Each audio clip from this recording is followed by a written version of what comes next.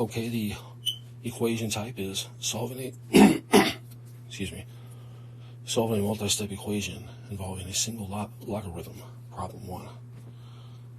Now, if we turn our attention to over here, we can see that if we wanted to convert an exponential into log form, we could do that, and that goes both ways.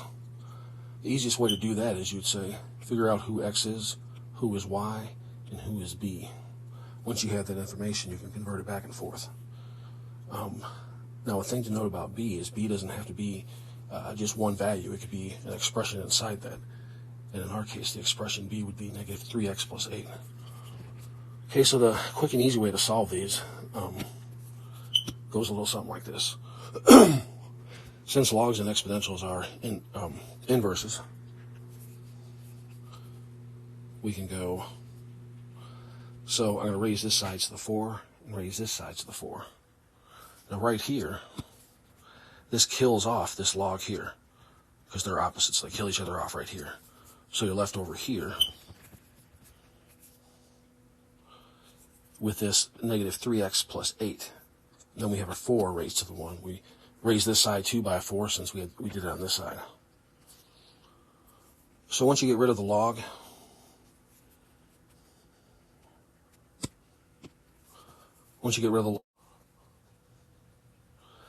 okay, I apologize about that. My last recording messed up, I think, towards the very end.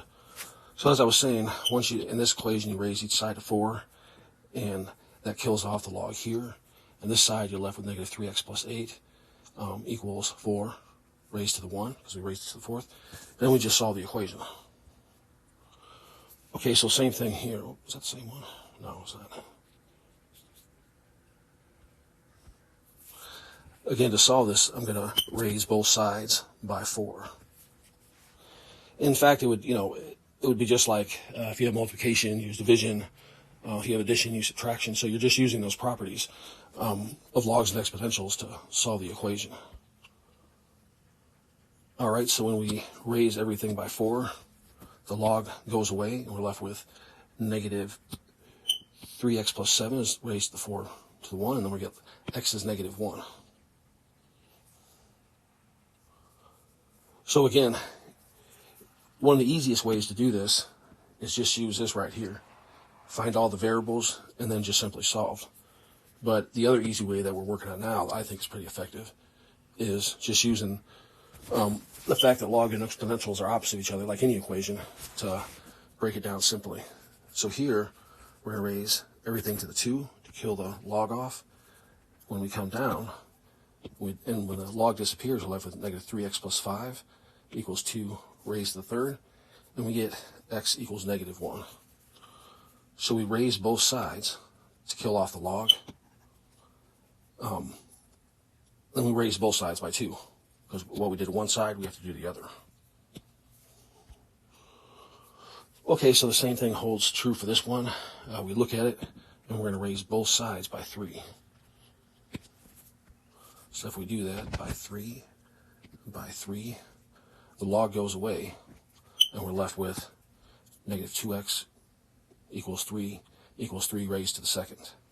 And then we solve in x equals 10. Is that the same one? No. Okay, so looking at this one, it's the same thing. We're going to raise both sides by 2, and this kills the log off. Then we're left with negative 5x plus 9 equals 2 squared. And when we solve, we see that x equals 1.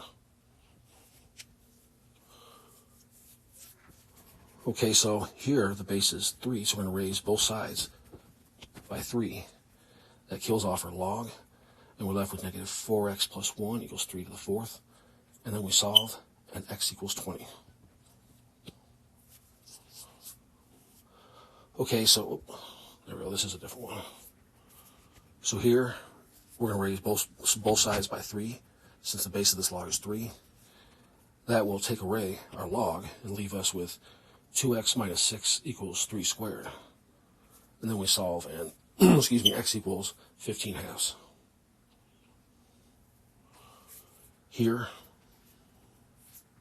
the base is 4, So we're going to raise both sides by 4. And again, this kills off the log. And you're left with negative 2x plus 4 equals 4 squared. You solve and x equals 6. So the base is 2, so we're going to raise both sides by 2. This takes care of the log. We're left with 5x minus 7 equals 2 raised to the first power. And when we solve, we get x equals 9/5. And that is it. Any questions, feel free to get a hold of me. I can do some more problems or another topic. Okay, thank you.